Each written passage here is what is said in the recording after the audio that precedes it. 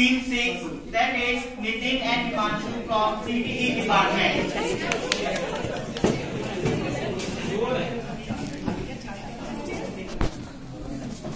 सम्मानित मंच और अति सम्मानित श्रोतागण, यहाँ पर मैं आपको बता दूं जो डिबेट चल रही है सभी को पता है, और महाभारत में भी कहीं ना कहीं एक प्रश्न था जिसका जवाब मिल चुका है। एक बात कही गई थी कि सबसे गहरी चीज कौन सी है, तो वो मन थी, और मन से भी गहरी चीज है डिजिटलाइजेशन।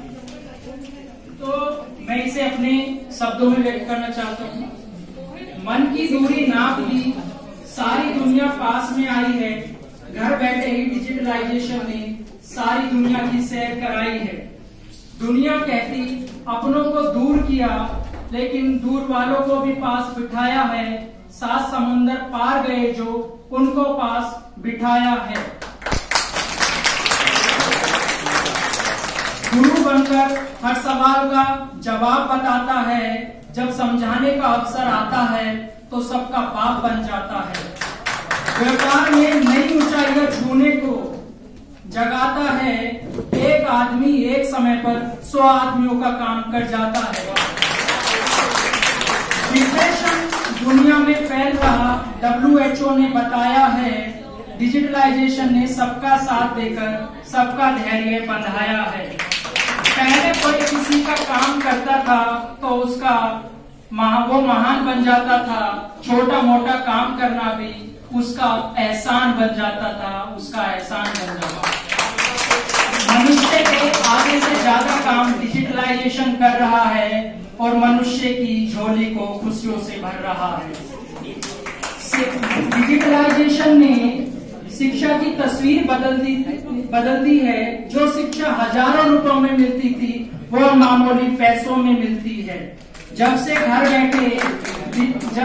बैठे ई पेमेंट की सुविधा आई है, मनुष्य को बड़े बड़े जोखिमों से बचाया है। कमजोर हुई है बहुत आत्मा, आदमी अकेला सा हो गया है, उसे सहारा देने के लिए डिजिटलाइजेशन खड़ा हो गया है। डिजिटलाइजेशन ने सबकी मुश्किलें आसान कर दी हैं और सबकी झोली में मोतियों का माला भर दी है।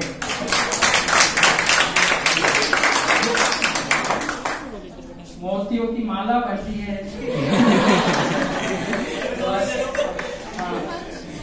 डिजिटलाइजेशन हीरा है, इसे तुम कांच मत समझना, चूल्हे की आंच को तुम बर्बादी की आंच मत समझना। नितिन शर्मा कहता है जिसे तुम रोग समझ रहे हो वो रोग नहीं इलाज है। दुनिया जिस गीत को गाना चाहती है उस गीत का साज है, उस गीत का साज है। मेरे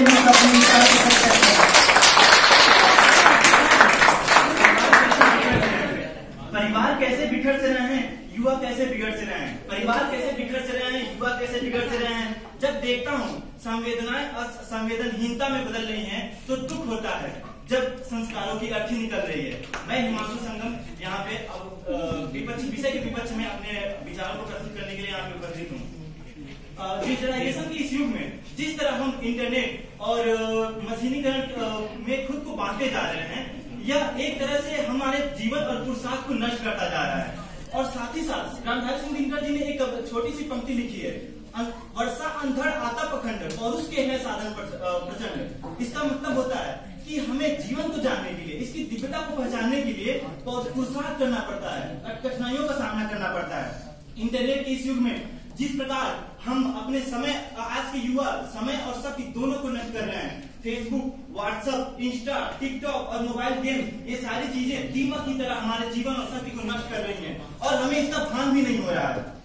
आज सोशल मीडिया और इंटरनेट पे जिस तरह से अश्लीलता परोसी जा रही है, यह सीधे तौर पर हमारे समाज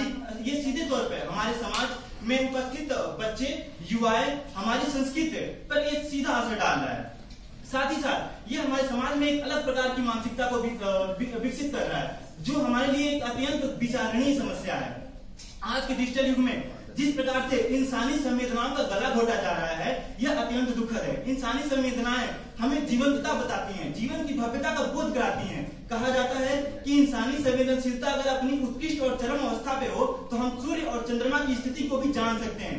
लेकिन आज की स्थिति में क्या युवा पीढ़ी से ये आशा किया जा सकता है? ये ठीक उसी प्रकार है जिस प्रकार हम नरेंद्र मोदी सरकार से CAA वापस करने की अपेक्षा करें। ये असंभव तो नहीं है,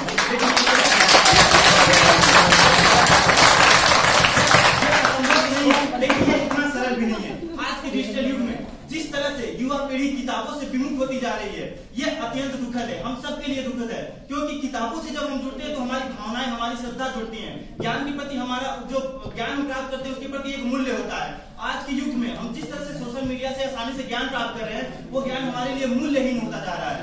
फिर डिजिटल के इस युग में जिस तरह से डिजिटलीकरण के इस युग में साइबर क्राइम भी एक अन्य मुद्दा बनकर उभरा हुआ है। साइबर क्राइम जैसे कि हम किसी के भी निजी डाटा को आसानी से चुरा लें, उसके बाद हम उसको ब्लैकमेल करें, उसका गलत इस्तेमाल करें, ये सारी चीजें आज आसानी से की जा सकती हैं। साथ ही साथ डिजिटलीकरण के इस युग में, सोशल मीडिया के इस युग में हम पशु पक्षियों को भी साथ साथ बहुत ज्यादा नुकसान पहुंचा रहे हैं। जो रोबोट 2 में हमें दिखाया गया है कि किस तरह पक्षियां मोबाइल से निकलने वाली रेडियोधर्मी पदार्थों से, रेडियो तरंगों से मर जाती हैं। तो हमें इन सारी चीजों का सार ये है कि हमें वो काम करना है जो एक इन सारी चीजों का सार बस लास्ट इन सारी चीजों का सार ये है कि हमें इस सृष्टि के कल्याण के लिए, इस प्रकृति के कल्याण के लिए, इस धरती पर जीवन के कल्याण के लिए सोचना चाहिए। तभी हमारा जो भविष्य होगा वो सुखद होगा। धन्यवाद।